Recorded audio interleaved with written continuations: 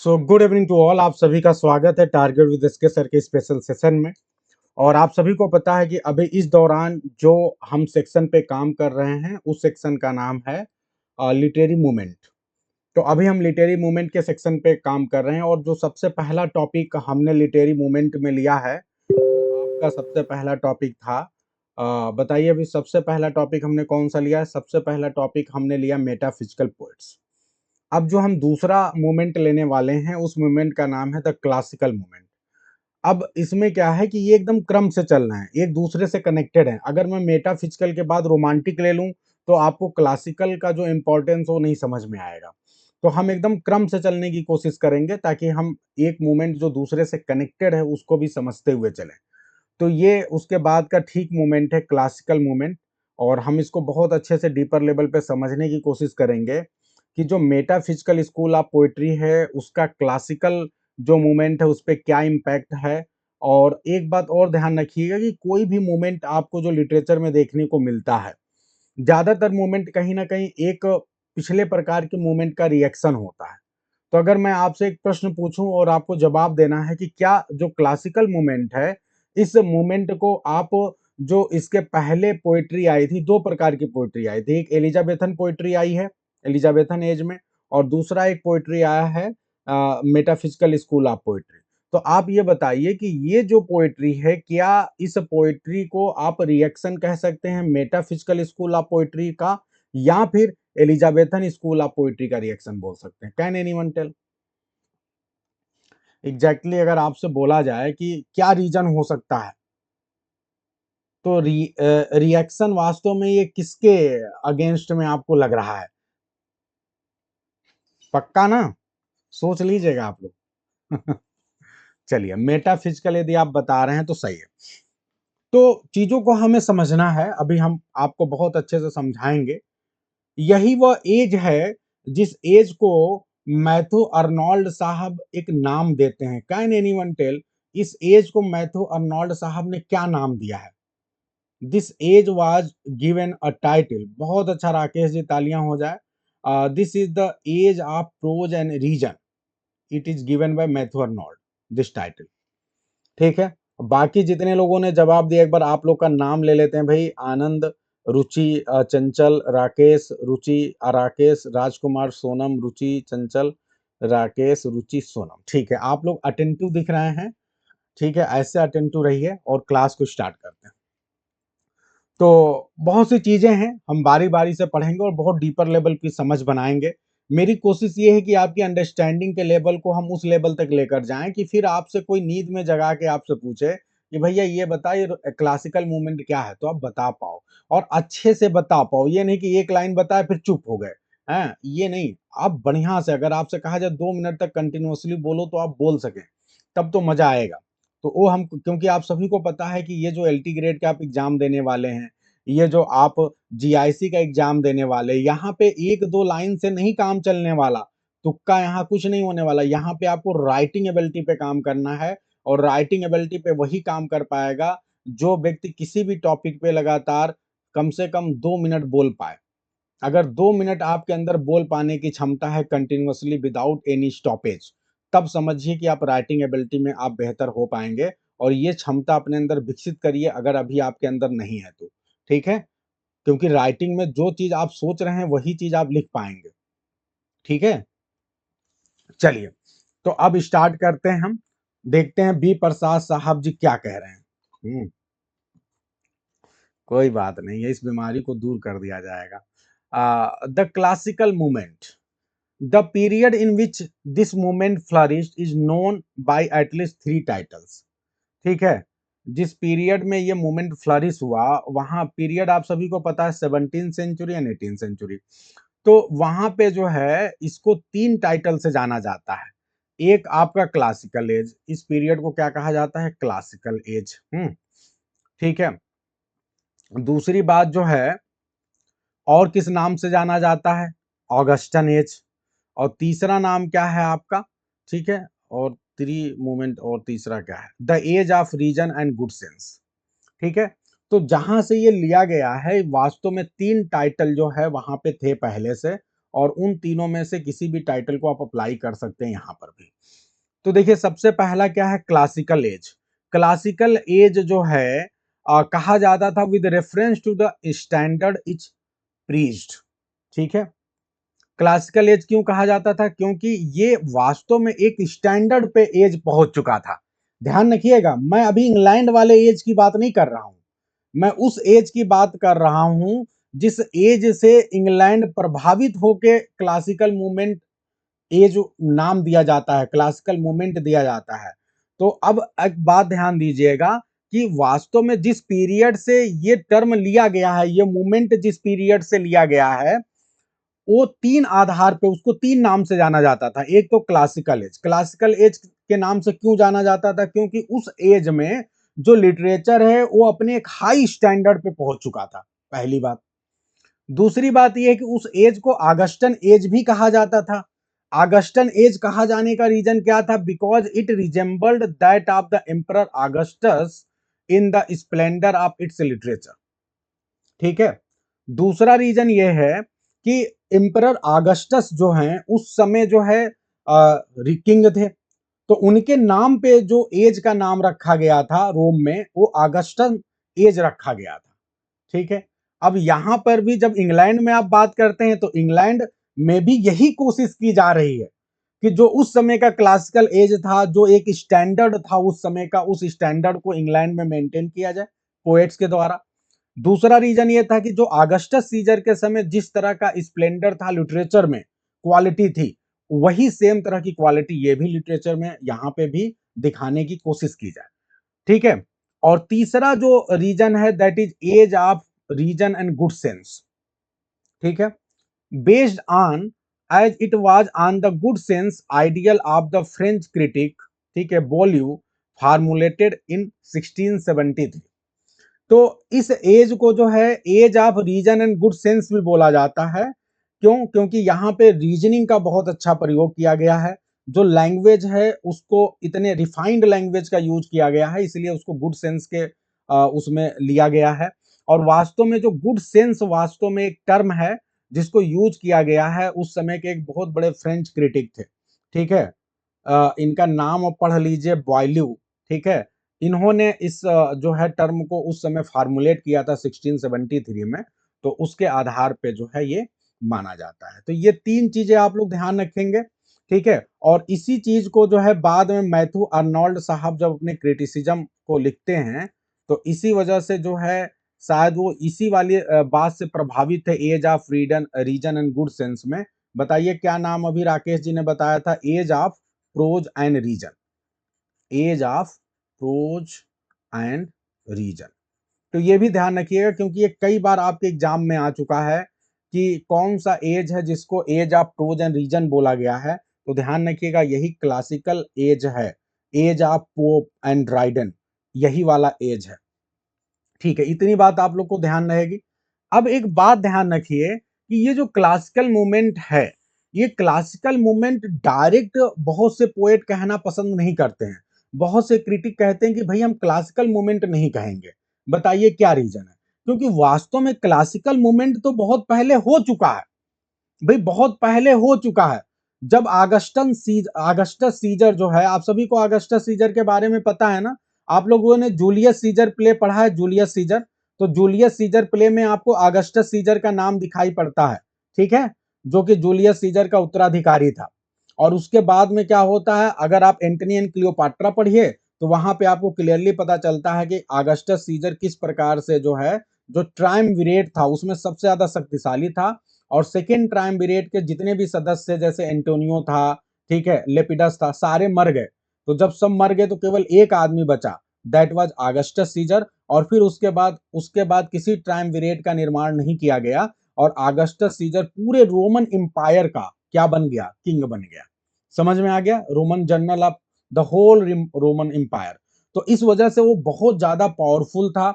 और जब वो बहुत ज्यादा पावरफुल था, कहा जाता है कि जब भी कोई किंग और जो देश है जब बहुत ज्यादा पावरफुल हो जाता है पैसे से, हर चीज से, तो वहां पे लिटरेचर बहुत हाई रूप से डेवलप होता है। यही सेम चीज एलिजाबेथन एज में हुआ था और यही सेम चीज उस समय हुआ था बहुत पहले। और उस समय इतने ज्यादा हाई लेवल पे डेवलप हुआ था कि जितने भी प्रकार के बड़े राइटर और पोएट्स थे वो सब ऑगस्टस सीजर के दरबार में थे। ठीक है, तो वही चीज है कि उस प्रकार के ट्रेडिशन को फॉलो करने की कोशिश की जाती है लिटरेचर में। और यही वो एज था कि जब इन लोगों ने सोचा कि भैया हम वैसा ही फॉलो करेंगे।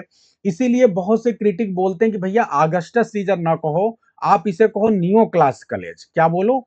Neo classical. क्लासिकल एज कहना सही नहीं है, आप बोलिए नियो क्लासिकल एज या नियो क्लासिकल मूवमेंट, क्योंकि एक क्लासिकल तो हो ही चुका है, तो आप इसे कहिए ये नया वाला है। ठीक है, इसी प्रकार से आप इसे कह सकते हैं स्यूडो क्लासिकल मूवमेंट। स्यूडो का मतलब कि वो वाला नहीं, स्यूडो का मतलब उसका नकल कर रहा है, फॉल्स है, ये मेन वाला नहीं है। तो इसीलिए इसको कई बार स्यूडो क्लासिकल मूवमेंट या नियो क्लासिकल मूवमेंट कहा जाता है। I hope it is very clear to everyone, सभी को बहुत डीपर लेवल पे समझ में आ रहा होगा। बिल्कुल राकेश जी, जैसे आप कह रहे हैं कि अकबर के समय नवरत्न थे, ठीक है, तो बिल्कुल वैसे ही ऑगस्टस सीजर के समय एक से बड़े एक जो है शानदार पोएट्स थे उस समय, ठीक है, राइटर्स थे। तो वो सारा जो है इसीलिए उसके एज को बहुत हाईली माना जाता है पूरे लिटरेचर में। ठीक है, अब यहाँ पे कुछ और पॉइंट्स हैं जो आपके एग्जामिनेशन के पॉइंट ऑफ व्यू से इंपॉर्टेंट हैं, जो बार बार पूछे जा सकते हैं। वो अब बीच की लाइन पढ़ते हैं जो मैंने छोड़ दिया था, इसको ध्यान दीजिए। ध्यान दीजिए, यहाँ पे doctor Johnson also said that Dryden did for English letters what Augustan did for city of Rome. जो ऑगस्टस ने क्या किया सिटी ऑफ रोम के लिए किया, वही सेम काम ड्राइडन ने क्या किया इंग्लिश लिटरेचर में किया, इंग्लिश लैंग्वेज के लिए किया। यानी रोम को डेवलप करने का काम, उसकी सिटी को मजबूत करने का काम किसने किया? ऑगस्टस ने किया। इसी प्रकार इंग्लिश लैंग्वेज को मजबूत करने का काम, क्रूड से एकदम से अच्छा बनाने का काम किसने किया? डॉक्टर किसने किया भाई? ड्राइडन ने किया। और ये बहुत बार आपके एग्जाम में क्वेश्चन आ चुका है कि किसने जो है, किसके बारे में कहा जाता है कि who found English as brick and left marble. बहुत ही बेहतरीन बात ध्यान रखिएगा। ब्रिक आप समझते हैं ना, ब्रिक क्या होता है? जब ईट होती है तो जो अपने शुरुआती फॉर्म में होती है वो ब्रिक होती है, बहुत ज्यादा अच्छा देखने में नहीं लगता है ना। लेकिन जो मार्बल होता है वो एकदम पॉलिश्ड होता है। आप मार्बल के बाद कोई चीज नहीं लगाते हैं, लेकिन ब्रिक जब होता है, ब्रिक क्रूड फॉर्म में होता है, तो अक्सर ब्रिक से आप जब दीवार की चुनाई करते हैं तो फिर उसके ऊपर आप सीमेंट वगैरह लगाते हैं, मार्बल लगाते हैं, ताकि आपकी दीवार, क्योंकि ब्रिक उतनी ज्यादा सुंदर नहीं है, पॉलिश नहीं है, क्रूड फॉर्म में है, लेकिन जो मार्बल है वो अपने बेस्ट फॉर्म में है।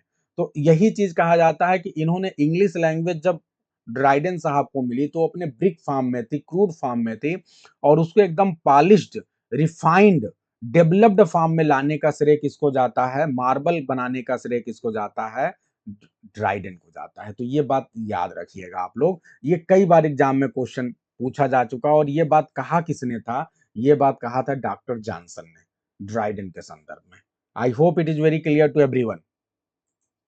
ठीक है, अगर मैं कहूं कि ये जो आपका एज है neo classical age, this age was called the age of reason and good sense. अब आपसे दूसरा क्वेश्चन है कि this good sense was inspired by, ठीक है, whom या विच क्रिटिक? यस, बहुत अच्छा जी। आप लोग को एक बात और बता दूं कि ये जो आपका एज है क्लासिकल एज, ये एट वंस अगर देखा जाए तो अगर आपसे पूछा जाए तुरंत बताइए किस देश का इंपैक्ट था, किस प्रकार के राइटर्स का इंपैक्ट था ये जो आपका क्लासिकल एज आया। तो अगर आपसे मैं पूछूं किस प्रकार के राइटर्स का, किस प्रकार के कंट्री का इंपैक्ट था, तो आप बोलेंगे फ्रेंच राइटर्स। ठीक है, फ्रेंच का बहुत ज्यादा इंपैक्ट है। जो फ्रेंच राइटर्स थे उनका इंपैक्ट बहुत ज्यादा था, क्योंकि उस समय फ्रेंच में इसी तरह से एक मूवमेंट चल रहा था। और एक बात ध्यान रखिएगा, अगर आपसे मैं दूसरा एक प्रश्न पूछूं कि फ्रेंच तो दूसरा देश है, इंग्लैंड दूसरा देश है, तो फ्रेंच में वास्तव में फ्रेंच का इंपैक्ट इंग्लैंड के ऊपर कैसे आ गया? क्या रीजन हो सकता है? बहुत अच्छा राकेश जी, तालियां हो जाए आपके लिए। क्योंकि जो चार्ल्स सेकेंड था वो फ्रांस से आया था। जब उसके पिताजी की डेथ हो गई थी चार्ल्स वन की, उनको एग्जीक्यूट कर दिया गया था, तो जो चार्ल्स सेकेंड वो काफी लंबे समय तक फ्रांस में रहा। ठीक है, 1649 में उनको कत्लेआम एग्जीक्यूट कर दिया गया था। और 1660 में वो लौट के आया। लगभग 10 से 11 साल वो फ्रांस में रहा। तो इस तरह से जो फ्रांस के कवि थे बहुत ढेर सारे, वो वहां पे जाके वहां के कल्चर को ये सीखा काफी कुछ, और जब ये लौट के आया अपने देश में तो इसके साथ बहुत ढेर सारे जो फ्रांसीसी क्रिटिक पोएट्स थे वो सब भी आए, और ये अपने साथ फ्रांस के कल्चर को लेकर आया। तो सिंपल सी बात है, ये जो आपको फ्रेंच इम्पैक्ट दिखाई पड़ता है वो चार्ल्स सेकंड का उसमें बहुत बड़ा रोल है। चलिए, तो आपको बहुत बढ़िया-बढ़िया चीज़ें बता चुका हूँ जो आपको डायरेक्टली यहाँ नहीं मिल रहा। अब हम आगे बढ़ते हैं कि वो कौन से फैक्टर्स हैं जिसकी वजह से ये आपको चेंज लुक दिखाई पड़ता है। क्योंकि इसके पहले आप एलिज़ाबेथन पोएट्री देख रहे थे, फिर उसके बाद मेटाफिज़िकल पोएट्री आई। अब अचानक जो है भैया ये दूसरे प्रकार की पोएट्री आ गई। तो इसको कौन से फैक्टर्स हैं जो रिस्पॉन्सिबल हैं इसके लिए? About the middle of the 17th century, a change came over the English poetic temperament. ठीक है, तो ये आपका जो चेंज आता है, जो क्लासिकल मूवमेंट आप कह लीजिए या नियो क्लासिकल कह लीजिए, ये कब आता है? आपका middle of the 17th century, 17th century के मिडिल में। अगर मैं कहूं कि 17th सेंचुरी के फर्स्ट हाफ की अगर बात करें तो उस समय किस प्रकार की पोएट्री बहुत ज्यादा उसमें थी, फ्लो में थी? तो दैट वाज मेटाफिजिकल पोएट्री। तो a change came over to the English poetic temperament. The metaphysical wave had exhausted itself. और जब ये मिडिल का समय आया 17th सेंचुरी का, तो उस समय तक जो मेटाफिजिकल वेव था, जो मेटाफिजिकल धारा थी, जो उसका प्रभाव था, जो इम्पैक्ट था, वो क्या हो चुका था? वो एग्जॉस्ट हो चुका था, वो लगभग उसका इम्पैक्ट कम हो चुका था, खत्म हो गया था। And had left literary standard and valued confuse. और यहाँ पे ध्यान दीजिए कि अब जैसे सपोज करिए कोई चीज जो अचानक लॉग बहुत तेजी से उठती है और फिर उसके बाद वो खत्म हो जाए, तो लोग समझ नहीं पाते कि हुआ क्या। अब उन्हें ये नहीं समझ में आता है कि हम करें क्या। जो अचानक आई थी वो उसका इम्पैक्ट कम हो गया, क्या उसको हम फॉलो करें, या पहले से कुछ चल रहा था उसको फॉलो करें, या कुछ नया लेके आए। तो ये एक बहुत ज्यादा कंफ्यूजन क्रिएट हो गया लिटरेरी फील्ड में। बेन जॉनसन, लेकिन इसी दौरान एक राइटर है जिसका नाम है बेन जॉनसन। आप सभी को पता है एलिजाबेथन एज के बहुत बड़े ड्रामाटिस्ट हैं, पोएट हैं, बहुत बड़े राइटर हैं विद प्रोफेटिक विजन। लेकिन ये एक ऐसे पर्सन थे, एलिजाबेथन एज के बाद आप सभी को पता है मेटाफिजिकल एज आता है, और ये थोड़े समय तक मेटाफिजिकल एज का जो समय चल रहा था उसमें ये भी थे। लेकिन इनका जो विजन था, इनका जो दृष्टि था, दृष्टिकोण था, वो कैसा था? प्रोफेटिक था। प्रोफेटिक का मतलब कि फ्यूचरिस्टिक सोच वाले थे। इनको शायद कुछ पता था, अंदाजा था। क्या? Had seen this danger. इन्होंने इस डेंजर को पहले ही देख लिया था कि शायद ये जो मेटाफिजिकल पोएट्री है ये शायद उतना इम्पैक्ट नहीं बना पाएगी। And also sown a wave out. और इसीलिए इन्होंने जो मेटाफिजिकल पोएट्री है उससे बाहर का ही रास्ता रखा। और इन्होंने क्या काम किया? while the older Elizabethans were drawing their inspiration from the matter of Greek and Latin classics made available to them by Renaissance। जो रेनेसा समय से बहुत से जो दूसरे राइटर थे, जैसे शेक्सपियर हैं और भी बहुत से राइटर्स हैं, तो इन लोगों ने अपने जो भी वर्क लिखे उसमें इनके ऊपर आपको प्रभाव दिखेगा ग्रीक एंड लैटिन क्लासिक्स का। लेकिन ये उसको पूरी तरह से फॉलो नहीं करते हैं, वहां से इंस्पायर होते हैं, वहां से कुछ चीजें लेते हैं और अपना काम कर लेते हैं, पूरी तरह से उसको फॉलो नहीं करते हैं। लेकिन जब आपके महोदय हैं Ben Jonson ji, he found his own sustenance in their form. लेकिन इनकी जब बात करते हैं तो ये पूरी तरह से सस्टेनेंस का मतलब न्यूट्रिशन कह लीजिए या कह लीजिए पाथ कह लीजिए, तो पूरी तरह से ये जो मैटर कह लीजिए, बिल्कुल। तो ये जो है जो लैटिन और ग्रीक पोएट्री है, कहीं ना कहीं ये पूरी तरह से उसमें अपने फार्म को खोजने की कोशिश करते हैं, उसको फॉलो करने की कोशिश करते हैं। इन अदर वर्ड्स, आप दूसरे शब्दों में कह सकते हैं कि literary order and discipline to lawless impulse and unbridled fancy. ठीक है, यही अगला पेज है ना। तो इस तरह से उन्होंने क्या किया कि जो आपके बेन जॉनसन महोदय, उन्होंने प्रिफर किया, उन्होंने ज्यादा पसंद किया लिटरेरी ऑर्डर। उन्होंने ऑर्डर और डिसिप्लिन में रहना ज्यादा पसंद किया, न कि लॉलेस इंपल्स। ऐसे इंपल्स को, ऐसे इमोशंस को फॉलो नहीं किया जो लॉलेस था, जो रूल्स को नहीं मानते थे और ऐसे फैंसी मतलब इमेजिनेशन को फॉलो नहीं किया जो अनकंट्रोल्ड थे। अनब्रिडल्ड का मतलब अनकंट्रोल्ड। तो इस तरह से ये जो रोमांटिक नेचर था वास्तव में एलिजाबेथन एज का, उस रोमांटिक नेचर का इंपैक्ट एक ही ऐसा राइटर है जिसके ऊपर नहीं पड़ता, वो है बेन जॉनसन। तो ये बात ध्यान रखिएगा, बेन जॉनसन की चाहे पोइट्री हो, चाहे बेन जॉनसन के ड्रामाज हो, आप देखेंगे कि ये बहुत अच्छे से जो इमिटेशन ऑफ लिटरेचर का कॉन्सेप्ट था, टू इमिटेट समथिंग, उसको ये बहुत अच्छे से फॉलो करते हैं। ये ऑर्डर एंड डिसिप्लिन, जो लिटरेचर का ऑर्डर एंड डिसिप्लिन है, लॉ है, उसको फॉलो करते हैं। और जो रोमांटिक एज का एक बहाव था रोमांटिसिज्म का, ये उसको बिल्कुल भी फॉलो नहीं करते हैं। तो ये इनकी विशेषता थी। लेकिन बात वही है ना कि जब 100 लोग एक तरह से काम कर रहे हैं, एक आदमी अलग तरह से कर रहा है, तो उसको कौन ही पूछता है।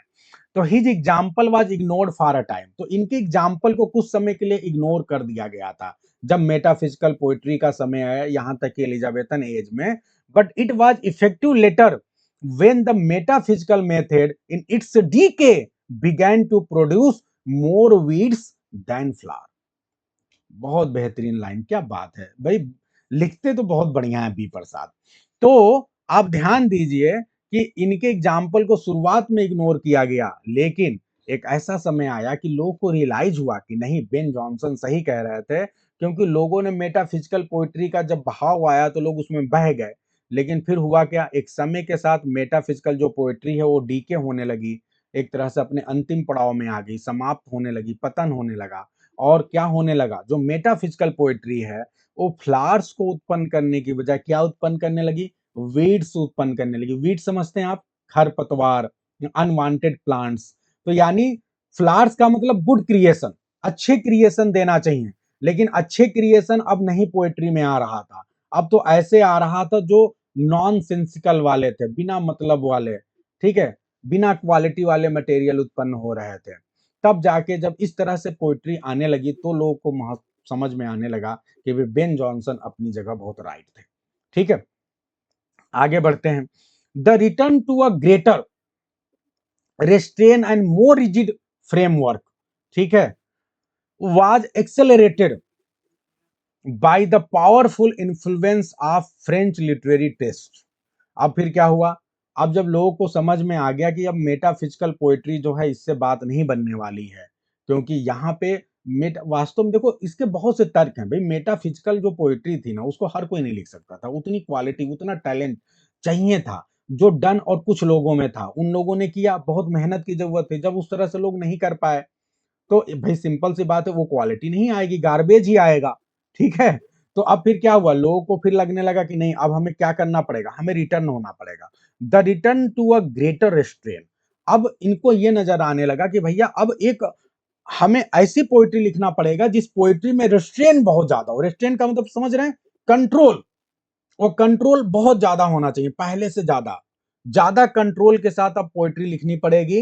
एंड मोर रिजिड फ्रेमवर्क, और जो फ्रेमवर्क होगा वो भी कैसा होगा, वो भी बहुत रिजिड होगा।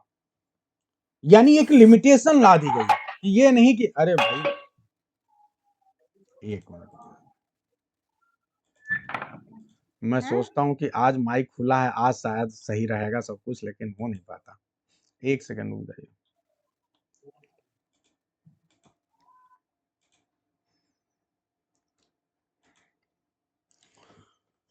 ठीक है, तो अब आप लोग समझ गए कि अब रिटर्न किस तरह हो गए। अब स्ट्रिक्ट रूल्स रेगुलेशन आ जाएगा। कहा जाता है ना, जैसे अभी पाकिस्तान की टीम हार गई, तो अब जब पाकिस्तान की टीम हार गई, लगातार मैचेस हार रही है, तो अब पाकिस्तान में क्या हो रहा होगा, अब पाकिस्तान में जो है बहुत कठिन रूल्स रेगुलेशन लगा दिया जाएगा। उधर भी बहुत हारी तो उधर उन्होंने उनके बड़े बड़े प्लेयर्स को हटा दिया और बहुत नियम कानून बना दिए कठिन वाले। तो वही होता है, जब उस तरह से क्वालिटी नहीं आती है, चीजें गड़बड़ होने लगती हैं, तो फिर क्या होता है, फिर उसके बाद रूल्स रेगुलेशन थोड़े टाइट हो जाते हैं। तो सेम वैसा ही यहाँ हो रहा है कि अब greater restraint and rigid framework को फॉलो किया जाएगा। Was accelerated by the powerful influence of French literary tested, और ये जो फ्रेंच लिटरेरी जो टेस्ट है उससे ज्यादा उससे इन्फ्लुएंस होकर ये सारी चीजें की गई, उनका बहुत ज्यादा इन्फ्लुएंस था। और ये जो फ्रेंच लिटरेरी टेस्ट है, क्या ये अपना खुद का इनका सब कुछ था? No, it was again derived from the classical literature. मतलब ये खुद क्लासिकल लिटरेचर से प्रभावित थे, इनका खुद का कोई अपना वो नहीं है, यानी ये खुद ऑगस्टस सीजर के समय का जो लिटरेचर है उससे प्रभावित थे, और वो प्रभावित होकर फ्रेंच में वो चीजें अभी करेंटली फॉलो की जा रही थी, और फिर वो फ्रेंच के बाद अब इंग्लैंड में आ गया चार्ल्स सेकंड के आने के बाद। ठीक है, और ऐसा देखो क्यों हुआ, वो एकदम क्लियर है यहाँ पे। ऑन द इंग्लिश कोर्ट, ये इंग्लिश कोर्ट में कैसे आया? As a result of Charles second long stay in France after the execution of his father. I hope it is very clear to everyone. सभी को समझ में आ रहा है? सभी को समझ में आ रहा है? आसान नहीं है भाई, बी प्रसाद को पढ़ना बच्चों का खेल नहीं है, इसीलिए बी प्रसाद की बुक बहुत लोग के पास है। सब लोग, कई लोग हमसे कहे सर बी प्रसाद की बुकवा तो हम रखे हैं, लेकिन उस बुक को पढ़ना थोड़ा सा मुश्किल काम है। ठीक है, क्योंकि वो जो बुक है ना, है तो आप पढ़ भी लेंगे, लेकिन वो जो डीपर लेवल की अंडरस्टैंडिंग है ना, वो अंडरस्टैंडिंग आपको शायद अब आ रही होगी। ठीक है, चलिए अब आगे बढ़ते हैं। हाँ चलिए, तो अब जो है आगे देखते हैं भाई। Very soon the new or rather ancient. अब बताओ, इसको न्यू भी बोला जा रहा है, या ये कह रहे हैं अपेक्षाकृत ancient spirit made itself felt in all branches of literary activity. बताइए क्या मतलब है, ये तो विरोधाभास हो रहा है। ये कह रहे हैं कि बहुत जल्दी ऐसा हुआ कि न्यू वाला जो ये आया लिटरेरी का फॉर्म या तरीका, स्पिरिट जो है, या फिर आप इसे कह दो कि एंशियंट वाला है, इसने जो है ये जो नया एक दौर आया, इसने लिटरेचर के जितने भी ब्रांचेज हैं हर जगह अपना इम्पैक्ट बनाना शुरू कर दिया। अब ये बताइए न्यू और एंशियंट दोनों एक साथ क्यों बोल रहा है? Can anyone tell? Can anyone tell? Fast, जल्दी बताइए भाई।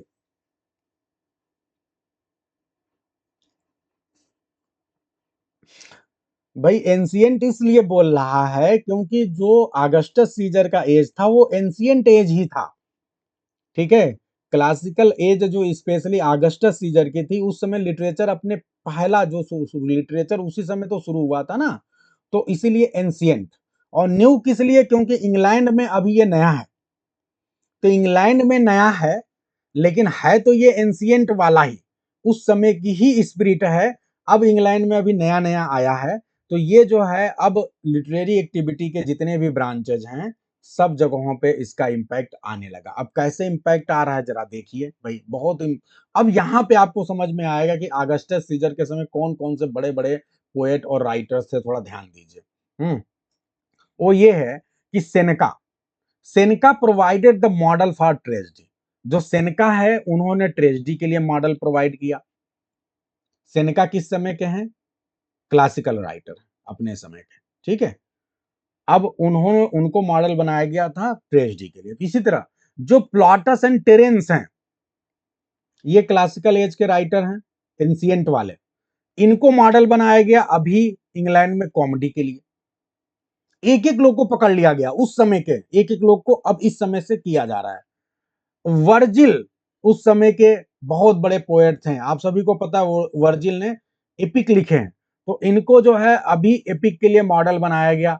और पास्टोरल, ठीक है, पास्टोरल के लिए मॉडल बनाया गया। जो जुवेनल हैं, जुवेनल आप सभी को पता है बहुत बड़े सैटरिस्ट थे, तो उनको बनाया गया मॉडल सटायर के लिए। और जो होरेस हैं, होरेस जो है एक बहुत बड़े क्रिटिक थे क्लासिकल एज के, उन्होंने एक इनकी इनकी एक बुक है जिसका नाम है आर्स पोएटिका, एक ऐसे है। ठीक है, उसमें उन्होंने बहुत अच्छा जो है क्रिटिसिज्म, एक ऐसे लिखा है, क्रिटिकल ऐसे लिखा, बहुत बेहतरीन ऐसे है। अब उसको क्या हुआ, उनको मॉडल बनाया गया लिटरेरी टेस्ट एंड क्रिटिसिज्म के लिए। ठीक है, तो क्या बात है।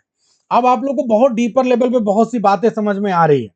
तो ये क्लासिकल एज के जो बड़े बड़े राइटर हैं, उस समय जो अलग अलग प्रकार के जॉनर को रिफ्लेक्ट करते थे, उनको उनके वर्क को मॉडल बना के अब इस समय जो है उसी प्रकार से चीजें लिखी जाने लगी। पूरी तरह से हर ब्रांचेज में इनका इंपैक्ट आने लगा, चाहे ट्रेजेडी हो, चाहे कॉमेडी हो, चाहे इपिक हो, चाहे पास्टोरल इपिक हो, एलिजी हो, चाहे सटायर हो, चाहे क्रिटिसिज्म का वर्क हो, इंपैक्ट आने लगा। The change involved the substitution of training for instinct. क्या बात है, अब इसको थोड़ा समझिएगा। ये जो चेंज आपको नजर आ रहा है, ये चेंज क्या है? इस चेंज में आप सब्स्टिट्यूशन पाते हैं, रिप्लेसमेंट पाते हैं। किस चीज का? आप ट्रेनिंग। अब किस पे महत्व दिया जा रहा है अभी प्रेजेंटली? ट्रेनिंग पे। अब इंस्टिंक्ट की बात नहीं की जाएगी कि मन में इच्छा हो रहा है, मन में भावना आ गया। Poetry is the spontaneous overflow of powerful feeling. Feeling है वो बहुत ज्यादा बह के ऊपर आ गई है, ऊपर आ गई है और फिर बहने लगी, तो फिर हमने पोइट्री लिख दिया, अपनी फीलिंग को लिख दिया। है आपका जो है क्या नाम है, कॉलरिज। कॉलरिज क्या कहता है जब उसने वो लिखा था, कौन सी पोयम है भाई जो अधूरी छोड़ दी गई? ओपियम के नशे में उसने लिखा था। तो ओपियम का नशा आया, फिर उसके बाद उसके ऊपर पोइट्री का नशा छा गया, और ओपियम के नशे में उसने एक पोयम लिख दिया, और उसके बाद जब नशा उतर गया तो भूल गया कि आगे क्या लिखना है, तो पोयम ही आधा रह गया। तो भैया जो इंस्टिंक्ट पे बेस करके आप पोइट्री लिखोगे, कुबला खान, बिल्कुल। तो जब इंस्टिंक्ट के आधार पे आप लिखोगे, भावनाओं के आधार पे, तो सिंपल सी बात है, जब तक भावना उमड़ी रहेगी तब तक आपको वो पोएट्री लिख पाओगे। जहां भावना खत्म हुई तो आप भी खत्म हो गए। ठीक है। वर्ड्सवर्थ की पोएट्री क्यों डिक्लाइन करने लगी आप सभी को पता है, क्योंकि जब भावनाएं हाई लेवल पे थी तो बहुत बढ़िया पोएट्री लिखे, और जैसे भावनाएं खत्म हो गई फिर पोएट्री लिख ही नहीं पा रहे हैं। ठीक है, तो वही वाली कहानी हो गई। तो इमोशनल जो आउटपुट होता है वो लंबे समय तक नहीं हो सकता है। तो इसीलिए बात कह रहे हैं कि अब भैया ट्रेनिंग पे ज्यादा जोर दिया जा रहा है, यानी पोएट्री कैसे लिखना है, उसके कैसे वर्ड्स को सेलेक्ट करना है, सारी चीजों के लिए एक ट्रेनिंग की जरूरत है। माइंड को वैसे ट्रेन करना पड़ेगा, ये नहीं कि इमोशन निकल के आए उस आधार पे काम करो। दूसरी बात, और क्या सब्स्टिट्यूशन हो रहा है? Conscious craftsmanship. क्या बात है, यहां पे वर्ड ध्यान दीजिए। क्राफ्टमैनशिप का मतलब क्या होता है? किसी चीज को आप खुद से बना रहे हैं, क्राफ्ट कर रहे हैं, खुद से डिजाइन कर रहे हैं। तो ये जो डिजाइन हो रही है, जो पोयम लिखा जा रहा है, ये बिल्कुल प्लान्ड वे में लिखा जा रहा है, कॉन्शस वे में लिखा जा रहा है। ध्यान दीजिएगा, spontaneous overflow of powerful feeling नहीं हो रही है कि पहाड़ पे गए हैं तो फिर वहां पे जाएंगे तो वहां दिमाग में पहाड़ों को देखकर कुछ पोएट्री आएगी और लिख देंगे। नहीं भैया, पूरा प्लान करके लिखेंगे। प्लान करेंगे कि हमें ऐसी डिजाइन करनी है, उसके लिए हमें कैसे कैसे वर्ड्स लाने पड़ेंगे, और इस तरह से हम राइमिंग कैसी होगी, सब कुछ प्लान करके लिखते हैं। तो ये हो गया। अब ये जो इराइटिक सेल्फ एक्सप्रेशन था वो खत्म हो गया। इराइटिक क्या होता है? सेल्फ एक्सप्रेशन मतलब खुद का एक्सप्रेशन, और इराइटिक का मतलब होता है वेरिएबल, चेंजिएबल, ठीक है, अनस्टेबल। तो ये जो सेल्फ एक्सप्रेशन होता है ना, ये हमेशा कैसा होता है? अनस्टेबल होता है। तो ये अनस्टेबल जो सेल्फ एक्सप्रेशन, अब इसका जरूरत नहीं हमें। हमें जरूरत है कॉन्शस एफर्ट का। ये अनजाने वाला काम नहीं, अनैच्छिक क्रिया नहीं होने वाली है कि अचानक छींक आ गई है। ये अब जानबूझ के जो किया जाएगा प्लान्ड वे में किया जाएगा, और इस तरह से पोएट्री लिखी जाएगी। I hope it is very clear to everyone. सभी को समझ में आ रहा है कि अब ट्रेनिंग का महत्व ज्यादा है, इंस्टिंक्ट का कम है। कॉन्शस क्राफ्टमैनशिप पे ज्यादा ध्यान दिया जाएगा, इराइटिक सेल्फ एक्सप्रेशन नहीं होगा।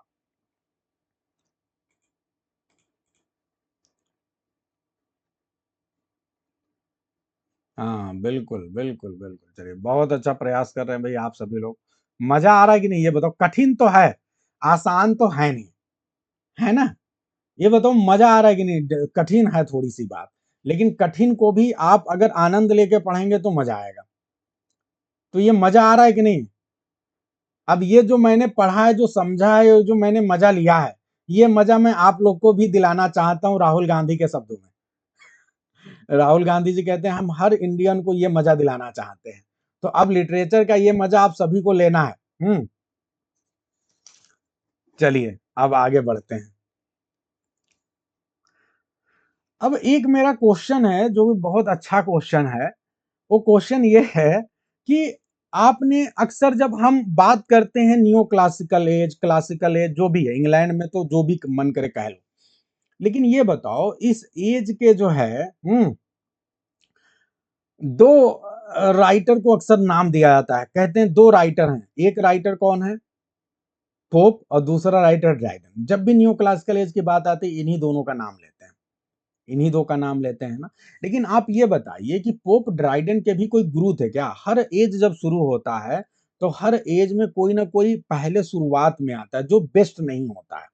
ध्यान दीजिए, जब भी कोई चीज शुरू होता है तो शुरुआत में कुछ ऐसे लोग आते हैं जिनका काम उस चीज को डेवलप करने में चला जाता है, वो अपना बेस्ट नहीं दे पाते हैं, ना वो बेस्ट बन पाते हैं।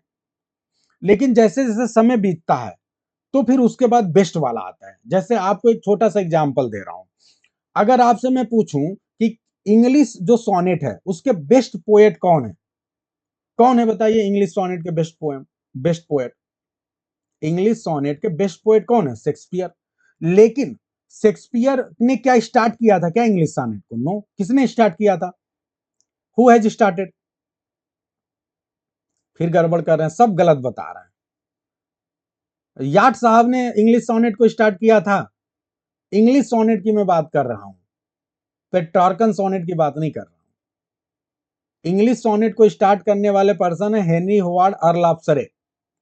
ठीक है, जो इंग्लिश सोनेट, आप लोग ऐसे गड़बड़ कर दोगे। Petrarchan sonnet in English Thomas Wyatt. लेकिन अगर सिर्फ इंग्लिश सोनेट बोला जाए तो इसका मतलब हेनरी होवार्ड अर्ल ऑफ सरे। दिमाग खोल के रखिए सारे लोग, ठीक है? अब आप एक बात समझो, जब आपसे मैंने कहा पेट्रार्कन सोनेट, लेकिन इंग्लैंड में अगर कौन लाया, कौन लिख रहा है शुरुआत करने वाला, तो वो है कौन? वो हैं आपके याट साहब। जो याट साहब हैं, इन्होंने पेट्रार्कन सोनेट का पैटर्न आप सभी को पता है, ऑक्टेव एंड सेट 8 एंड 6 का पैटर्न है। लेकिन जब हम आपसे बात करेंगे इंग्लिश सोनेट, तो इंग्लिश सोनेट का क्या पैटर्न है? इंग्लिश सोनेट का पैटर्न है 4 क्वार्टरेन, 3 क्वार्टरेन, 1 2 3 एंड 1 कपलेट। ये कॉन्सेप्ट है ना। तो 3 आपके स्टैंजा मिलेंगे क्वार्टरेन के और 1 कपलेट मिलेगा। ये इंग्लिश सोनेट का है। I hope it is very clear to everyone. तो जो आपके हेनी होवार्ड अर्ल ऑफ सरे हैं, वो इस तरह से लिखते हैं, लेकिन वो बेस्ट राइटर नहीं बन पाए क्योंकि वो शुरुआत किए हैं। ठीक है, इसके बेस्ट राइटर विलियम शेक्सपियर बनते हैं। 154 सोनेट्स लगभग इसी पैटर्न पे उन्होंने लिखा है। ठीक है, तो इसी तरह से जब हम बात करते हैं मेटा, ये आपका classical as, neo classical as, तो नाम आपको बार बार आता है दो लोग का, ड्राइडन पोप। लेकिन वो सबसे बड़े राइटर हैं, वो परफेक्शनिस्ट हैं। लेकिन शुरुआत करने का श्रेय दो लोग को जाता है। अब उनके नाम आप देख लीजिए, जो प्रिकर्सर हैं, प्रिकर्सर के रूप में हम दो लोग का नाम लेते हैं। केवल एक व्यक्ति ने सही बताया था, रुचि ने। ठीक है, and those are Waller, Edmund Waller and sir John Denham. ये दो लोग हैं। ठीक है, इनको श्रेय जाता है। जो आप हीरोइक कपलेट की बार बार बात करते हैं ना, शुरुआत करने का श्रेय यही दो लोग हैं। तो were the pioneers of the this new movement, इस मूवमेंट के ये पाइनियर हैं। And they led the reaction against metaphysical excesses, और जो ये मेटाफिजिकल एक्सेसेस के खिलाफ रिएक्शन चलाने का काम था वो इन्हीं दोनों का था, by writing charming verse on the classical model.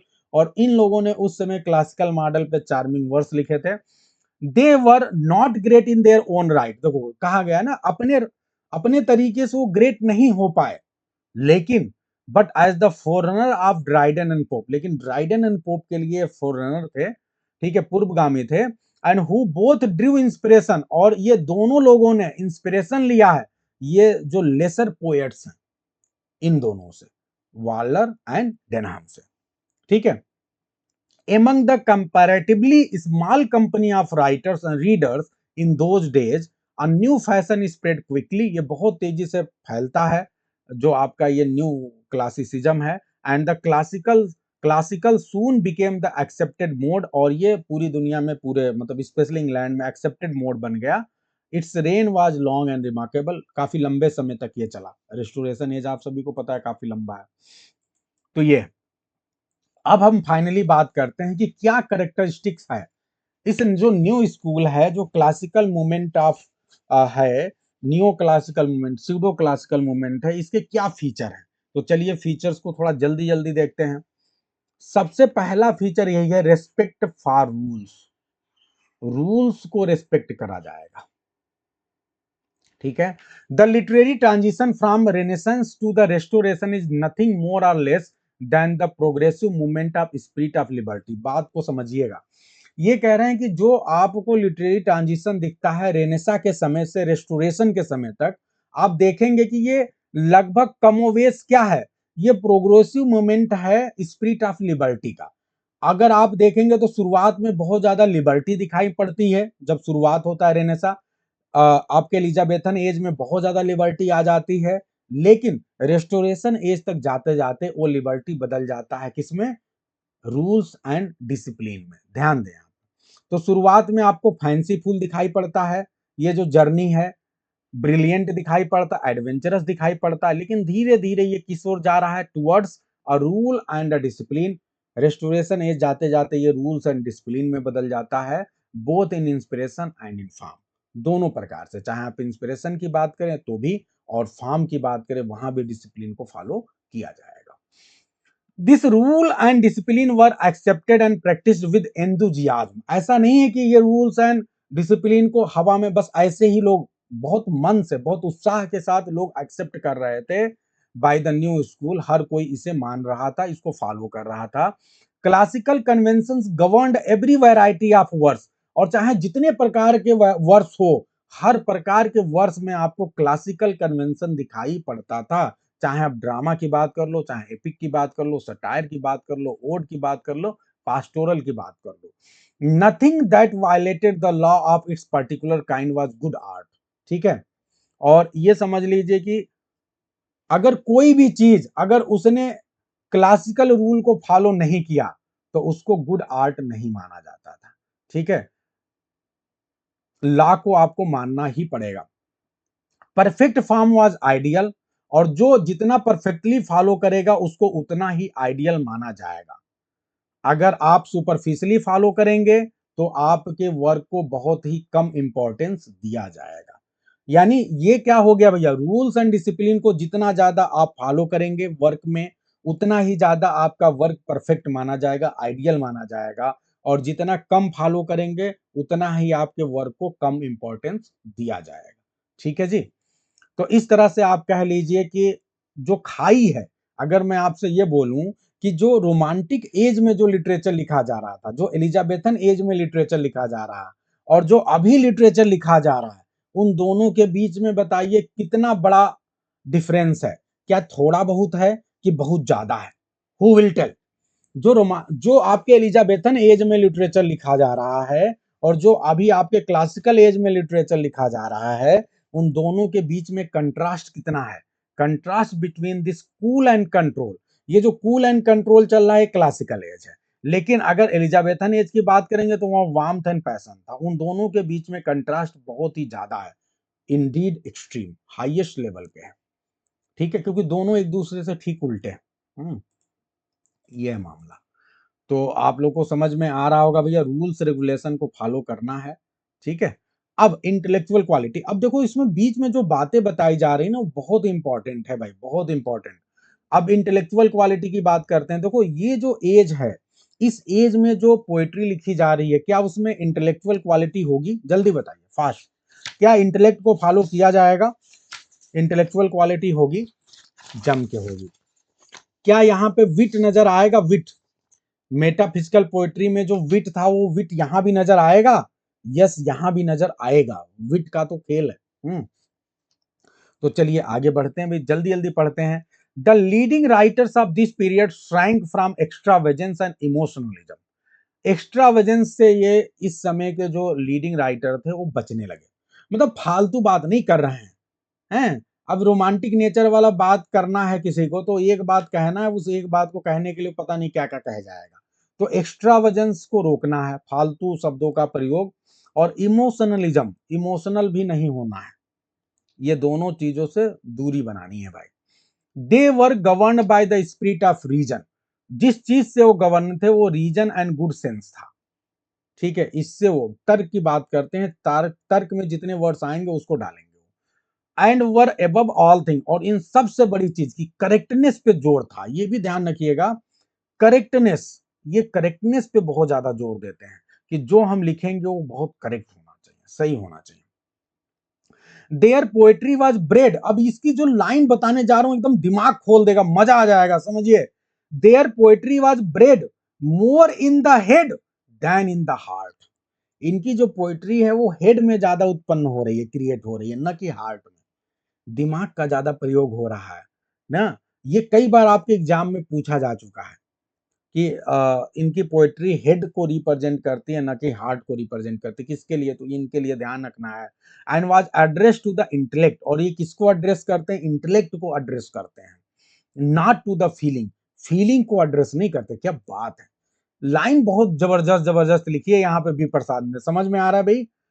Head को में ब्रेड होती है ये पोएट्री, न कि हार्ट में। इंटेलेक्ट को एड्रेस होती है, न कि फीलिंग को। Though Dryden and Pope the masters of the school, ये स्कूल के मास्टर्स हैं दोनों।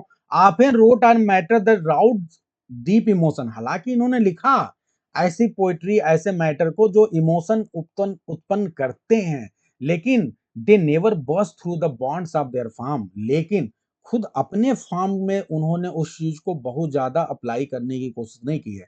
आप पढ़ो, आपको इमोशन आए वो अलग बात है, लेकिन ये अपनी तरफ से बहुत ज्यादा जो है वर्ड्स को यूज नहीं करते इमोशनल।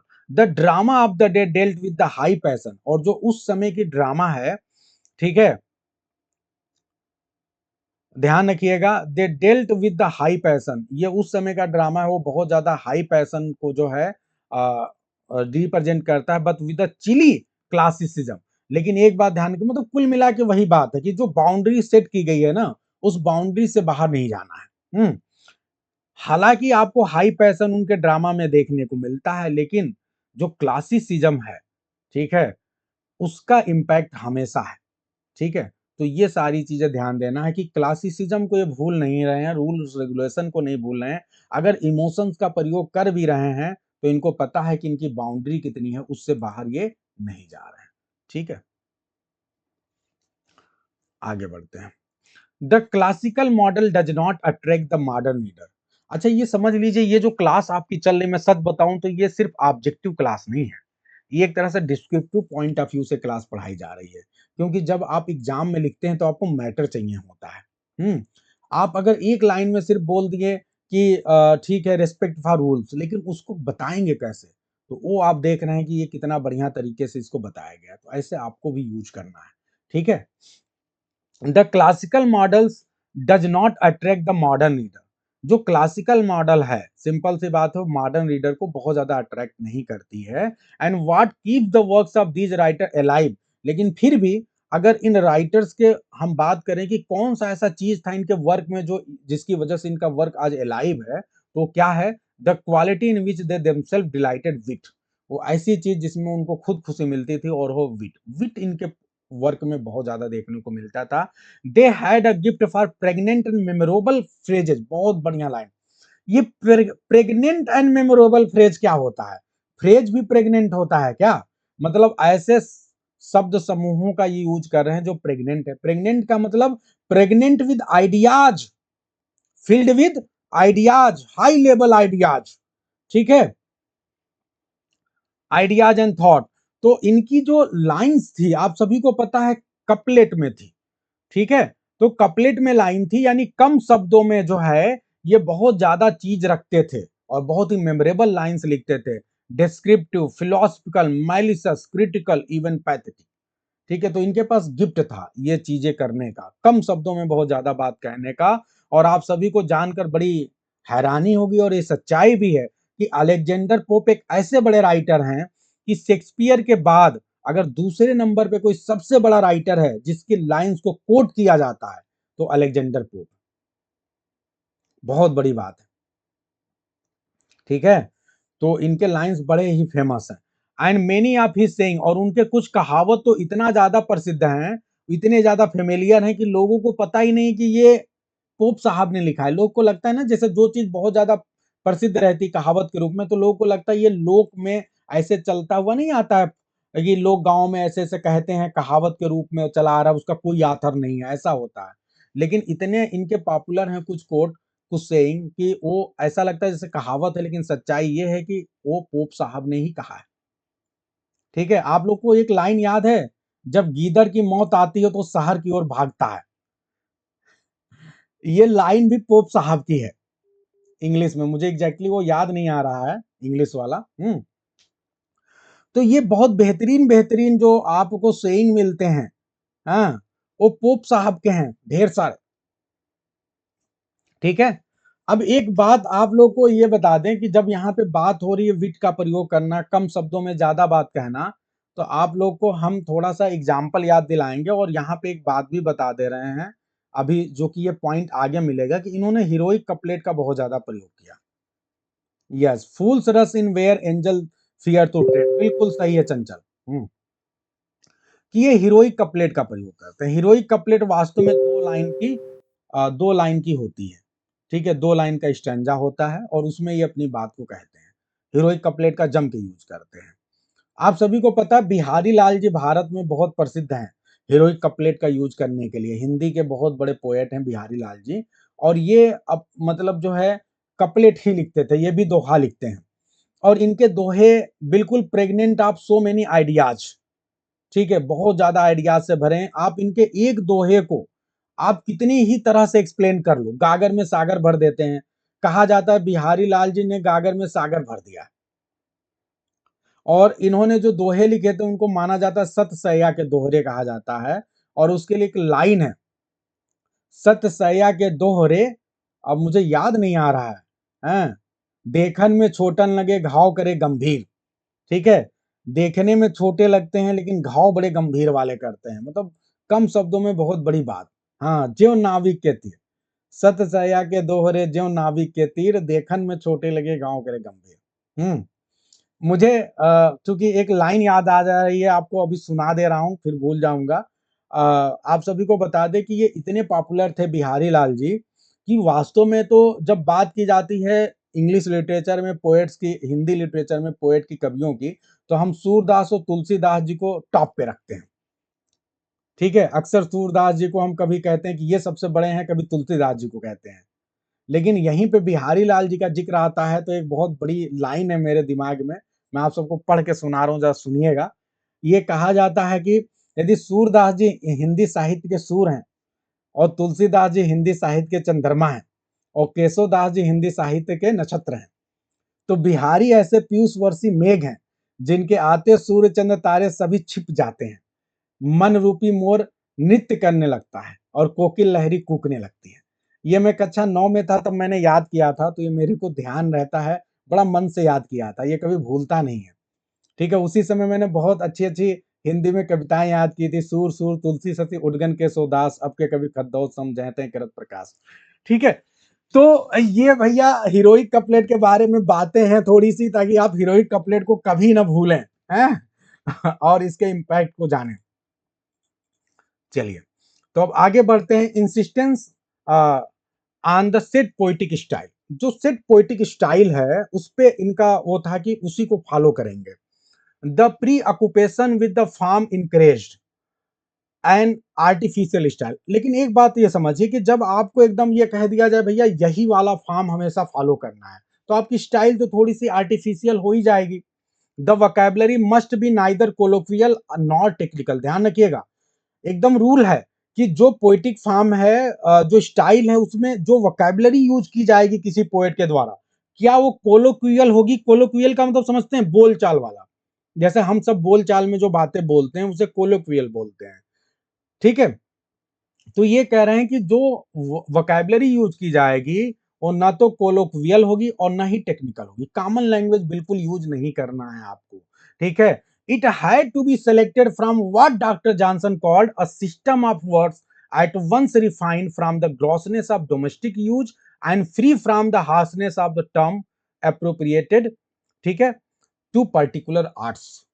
तो इनका ये कहना है कि भैया ऐसे वर्ड्स आपको लाने पड़ेंगे जो कि एक सिस्टम ऑफ वर्ड्स से होंगे, और इस बात का ध्यान देना है आपको वोकैबुलरी यूज करते समय कि जो डोमेस्टिक यूज में हम वर्ड्स करते हैं तो उन वर्ड्स में क्या आ जाता है, एक ग्रॉसनेस आ जाता है। ग्रॉसनेस का मतलब नीचपन आ जाता है, ठीक है, लो क्वालिटी आ जाती है, अनप्लीजेंटनेस आ जाती है, ठीक है। तो वो जितनी भी अनप्लीजेंटनेस है, ठीक है, आपका रिपल्सिवनेस है, डिसगस्ट डिसगस्ट नेचर है जो आपका डोमेस्टिक यूज वाले वर्ड्स को, वो सारी चीजें नहीं होनी चाहिए, उससे ये रिफाइन होनी चाहिए, ठीक है। और बहुत टेक्निकल वर्ड भी ना ले लीजिए क्योंकि उसमें हार्शनेस बहुत ज्यादा आ जाएगा, तो उन सारी चीजों से आपको दूर रहना है।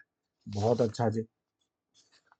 Everybody everyday turns of speech were unacceptable, सीधे सीधे लिखा हुआ कि जो एवरीडे का जो स्पीच है, जो बोलचाल की भाषा, वो पूरी तरह से अनएक्सेप्टेबल थी, वो यूज ही नहीं किया जा सकता था, ठीक है। और साथ ही साथ जो नावल एक्सप्रेशन थे एकदम नए वाले, जो कि मेटाफिजिकल पोइट्री में हो रहे थे, उनको भी एक्सेप्ट नहीं किया जाएगा।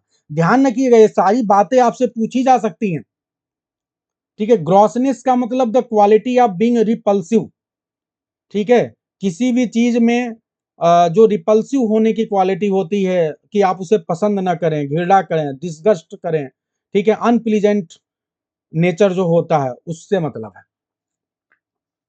द रिजल्ट वाज दैट, जो रिजल्ट जो था वो क्या था, कि in the work of all but the greatest master the language tended to be stilted and standardize. और यही वजह थी कि चूंकि कोलोक्वियल लैंग्वेज यूज नहीं करना है, बहुत नए प्रकार के भी एक्सप्रेशन नहीं यूज करने हैं, और यही वजह था कि जो ड्राइडन साहब हैं, पोप साहब हैं, अगर इनके लैंग्वेज को देखा जाए तो इनके द्वारा जो लैंग्वेज यूज किया गया, कहीं ना कहीं वो लैंग्वेज क्या हो रहा है, उसमें एक टेंडेंसी आ गई टू बी स्टिल्टेड। स्टिल्टेड का मतलब जानते हैं आप लोग, to be raise, to be developed, to be uprighted. जो लैंग्वेज है वो काफी पहले से शुद्ध हो गई, बेहतर हो गई, स्टैंडर्ड हो गई, ठीक है। तो इसीलिए जो नियो क्लासिकल एज है, इसका बहुत बड़ा इंपॉर्टेंस आप लोग को बता दूं, बहुत दिमाग में रखिएगा, कि लैंग्वेज को रिफाइन करने का श्रेय अगर किसी एज को जाता है, हु विल टेल, लैंग्वेज को रिफाइंड करने का श्रेय, पॉलिश करने का श्रेय जिस एज को जाता है, that age was neo classical as,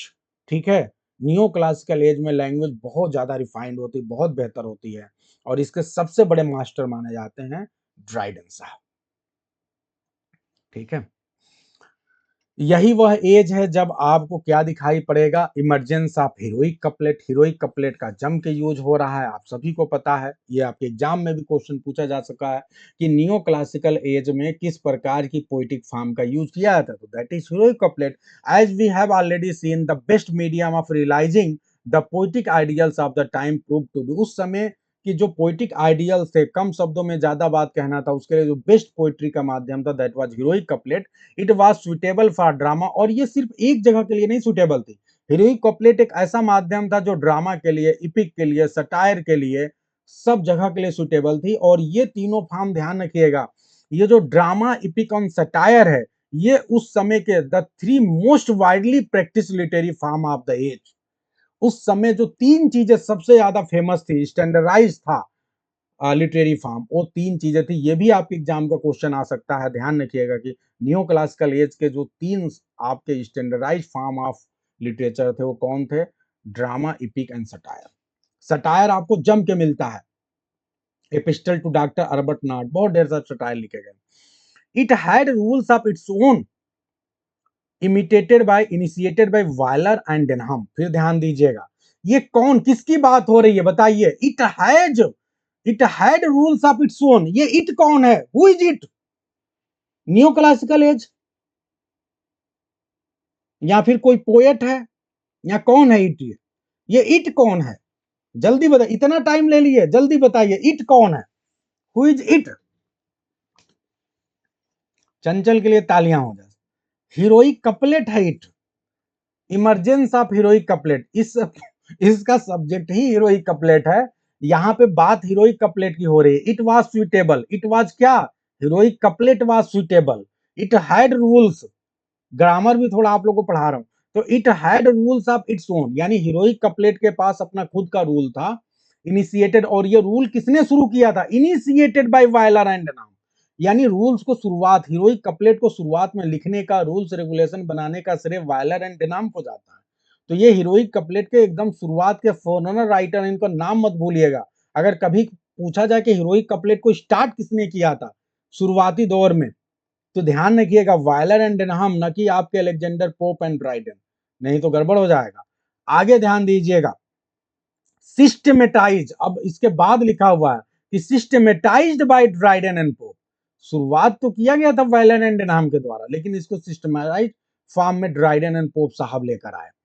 it was not only used lyrical measure, और जो लिरिकल मेजर थे, जितने प्रकार के जो पोयम, लिरिक पोएट्री लिखी जा रही थी, जैसे सोनेट वगैरह हो गया, वो सब क्या हो गया, वो हीरोइक कपलेट के प्रभाव से गायब हो गया, तो वो सारे गायब हो गए। कुछ समय के लिए, ठीक है। यहां तक कि जो ब्लैंक वर्स जिसको ड्रामा का सबसे बेहतरीन अस्त्र माना जाता था, आप सभी को पता ना एलिजाबेथन एज में जितने भी ड्रामा लिखे गए ज्यादातर वो किसमें लिखे गए, हीरोइक कपलेट ब्लैंक वर्स में।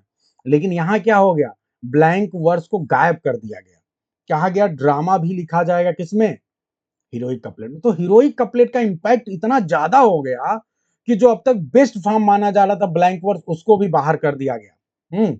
प्रेसाइज एंड अनइम्पैशन्ड इट केम, ये बिल्कुल प्रेसाइज था और अनइम्पैशन्ड, यानी बहुत ज्यादा पैशन इसमें नहीं है, अनइम्पैशन्ड है। It came to seem the natural expression of the intellectual mood of the age, जो उस समय का एज था और एज का जो इंटेलेक्चुअल मूड था उसको नेचुरल तरीके से रिप्रेजेंट करने का काम वास्तव में कौन कर पाया, हीरोइक कपलेट कर पाया।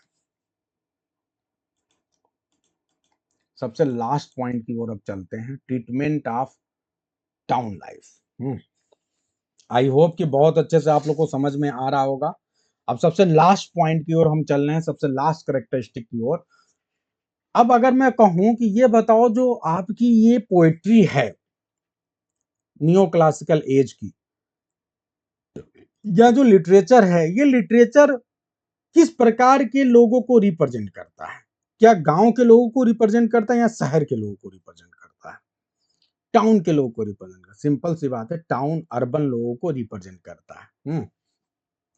तो वही बात है यहाँ पे कि London was a magnet for writers, जो लंदन है वो राइटर्स के लिए मैग्नेट था। उस समय के जो पोएट थे वो गांव में नहीं रहना चाहते थे, वो लंदन में आना चाहते थे, लंदन में आके लिखते थे।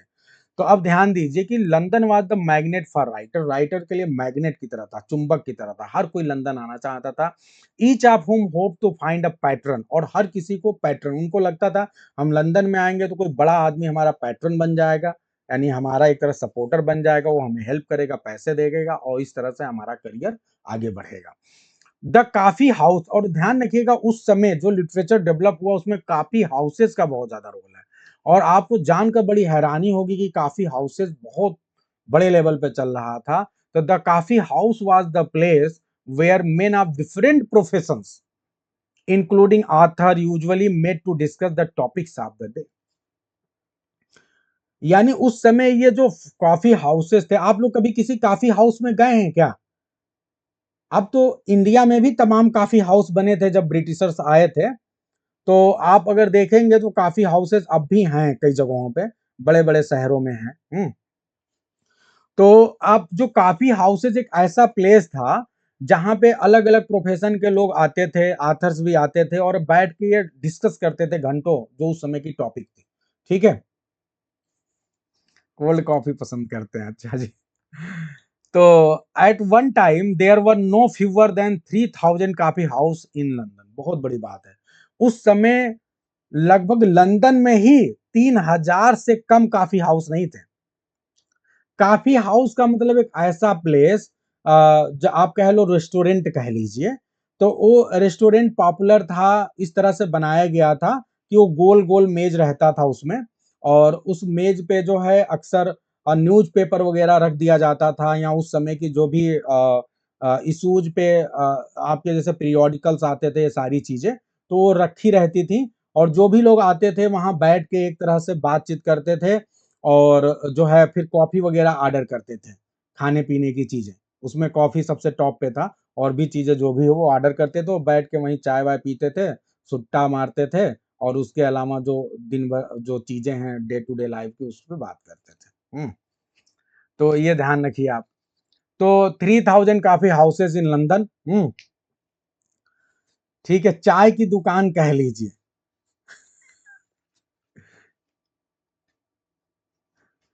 ये अनामिका कह रही कैसे सुट्टा मारते थे। अरे भाई, अभी मैं इसलिए याद ये सुट्टा मारने वाली बात मैंने बोला कि एक्चुअली जब हम लोग इलाहाबाद में रहते थे, और अभी बनारस की भी बात बता रहा हूँ, तो ये काफी हाउसेस का छोटा रूप है चाय वाली दुकानें। तो कई ऐसी चाय की दुकानें हैं जहां पे क्या है कि अंदर उन्होंने न्यूज़पेपर वगैरह पड़ा रहता है, और आप जाइए और वहां पे वो चाय चाय आप लीजिए, और उसके अलावा वो डिफरेंट टाइप के जितने भी सिगरेट वगैरह है, पान पुड़िया, ये सब सारा वो रखे रहते हैं माल। और आप जो है बहुत ज्यादातर को मैं देखता हूँ जाते हैं भैया वहां पे जो है सिगरेट लेके पी रहे हैं और बात कर रहे हैं, डिस्कशन कर रहे हैं। तो वो सब चल रहा है, सब जम के चलता था।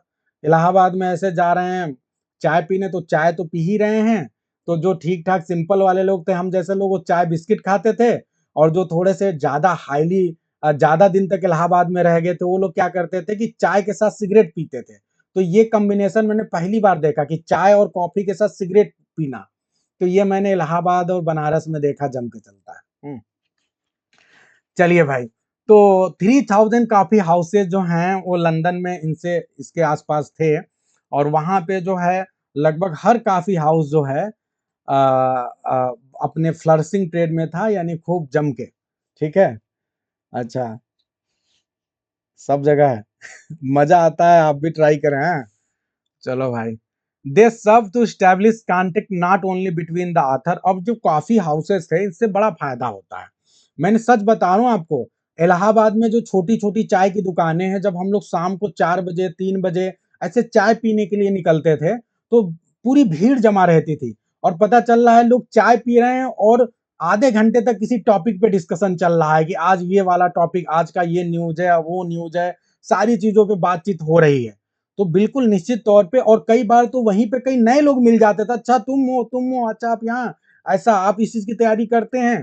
तो वहाँ बहुत मेल मिलाप, दोस्ती भी हो जाती थी। तो ये सारी चीजें जो है, दे सब टू स्टैब्लिश कांटेक्ट। तो ये जो काफी हाउसेज हैं, ये काम कर रहे थे कांटेक्ट स्टैब्लिश करने में। और not only between author, authors के बीच में ही नहीं, बल्कि रीडर के भी बीच में। तो एक कांटेक्ट स्टैब्लिश होता था। और कई बार तो बिटवीन आथर एंड आथर। ठीक है। और ये बहुत ही लास्टिंग बेनिफिट होता है, एकदम सही बात है। आपको ऐसे मिल जाएंगे तमाम लोग, और बहुत फायदा होता है भाई इससे। ठीक है। सुट्टा मारते मारते बहुत बड़ी बड़ी बात बता जाते हैं लोग कि मैं कैसे असफल हुआ, मैं पिछले 10 साल से यहाँ पे हूँ, और इस वजह से मैं सफल नहीं हो पा रहा हूँ। हैं, वो बड़ी बड़ी बात बताएंगे, ये नहीं कहेंगे कि मैं असफल नहीं हो पा रहा हूँ। बातें बहुत बड़ी बड़ी सारी बता देंगे, आप जान जाओगे कि क्यों असफल हो गए। ठीक है। दे सर्व्ड टू स्टैब्लिश कॉन्टेक्ट। अच्छा, अब आपको जानकर बड़ा ये आपको वो लगेगा, अचंभा होगा, अच्छा भी लगेगा कि जो ड्राइडन एंड पोप थे, पहली बार ये मिले थे, first met at coffee house. इनकी भी मुलाकात, बताइए, नियो क्लासिकल एज के जो सबसे दो बड़े राइटर है, मास्टर्स है, इनकी भी मुलाकात कहाँ हुई? कॉफी हाउस में ही हुई थी। अचानक ये पहुंच गए थे कॉफी हाउस में, ड्राइडन, पोप भी उधर बैठे थे। अचानक बातचीत हो रही थी, फिर अचानक मिल गए ये लोग भैया, तब से दोस्ती हो गई। तो पहली बार वहां मुलाकात हुई थी। All this had its influence on literature. और सिंपल सी बात है, जब ऑथर बड़े बड़े लोग मिलेंगे, एक दूसरे से बातें करेंगे, तो उनके विचारों से नई क्रांति आएगी, और इन सारी चीजों का इम्पैक्ट कहीं ना कहीं लिटरेचर पे पड़ेगा। Which came to draw many of it subject from town life rather than nature. और सिंपल सी बात है, जब टाउन के बारे में जब मिल रहे हैं, तो नेचर के बीच में, पेड़ के बीच में थोड़े ना, पेड़ के नीचे बैठ के पहाड़ पे कंदराओं में तो मिल नहीं रहे हैं कि नेचर की बात करेंगे। टाउन में मिल रहे हैं, लोगों से बात कर रहे हैं, तो लोगों के बारे में बात हो रही है। तो सिंपल सी बात है, सब्जेक्ट कहां से आएगा? टाउन लाइफ से आएगा, न कि ग्रामीण क्षेत्र से, गांव से, न कि नेचर से आएगा। तो ये सिंपल सी बात थी, इसीलिए इनके पोएट्री में आपको टाउन, अर्बन एरिया, ठीक है, उस पे ज्यादा फोकस है, न कि नेचर पे, कंट्री साइड पे बिल्कुल फोकस नहीं है। और satire came to be practised more and more. Satire का बहुत ज्यादा यूज किया जा रहा है as London life and current fashion and controversies. क्योंकि उस समय जो फैशन चल रहा था, कंट्रोवर्सीज चल रही थी, वो इसको ऑफर कर रही थी कि भैया इसका स्कोप बहुत ज्यादा है। तो सटायर खूब जम के पॉपुलर हुआ था इस एज में। Classical and French satirical masterpieces supplied the necessary model. और आपको इसके एग्जाम्पल भी बहुत है, क्लासिकल लिटरेचर में, फ्रेंच लिटरेचर में बहुत ढेर सारे सटायर लिखे गए थे। तो वो कहीं ना कहीं इंग्लिश सटायर के लिए मॉडल की तरह काम करते हैं, और इंग्लैंड में भी बहुत बेहतरीन सटायर नियो क्लासिकल एज में लिखे जाते हैं। आई होप कि आप लोग को बहुत मजा आया होगा। बताइए भाई।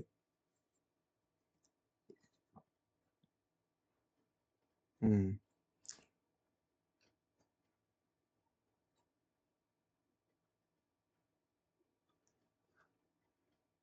इसीलिए इस बाउंड्री को रोमांटिक एज आएगा, जो सारी सीमाओं को तोड़ के फ्री हो जाएंगे। ठीक है। तो कैसा लगा भाई? आनंद आया कि नहीं सभी को? मजा आया? बहुत डीपर लेवल की चीजें आप लोग को मजे मजे में बताया हूं। अब मैं चाहता तो इसको बहुत सिंपल वे में बता सकता था, लेकिन मेरा ये है कि भाई जो लैंग्वेज है, जो राइटर कहना चाहता है उसको समझो। अब हम अपनी बात आप बता दें, सिंपल सी चीज बता दें, नोट्स बता दें, आपको पॉइंट बता दें, उससे आपको क्या फायदा होगा? ठीक है, इसीलिए मैं नोट्स नहीं देता हूं। मैं नोट्स दूंगा तो आप ये सोच लीजिए कि वो गड़बड़ हो जाएगा, वो क्वालिटी आपको मिल ही नहीं पाएगा जो राइटर बताना चाहता है। ये चीज है।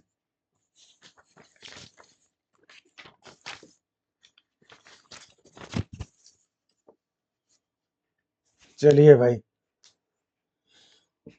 तो बहुत बेहतरीन। अब अगली क्लास जो हम करने वाले हैं वो करने वाले हैं हम रोमांटिसिज्म पे, रोमांटिक मूवमेंट पे।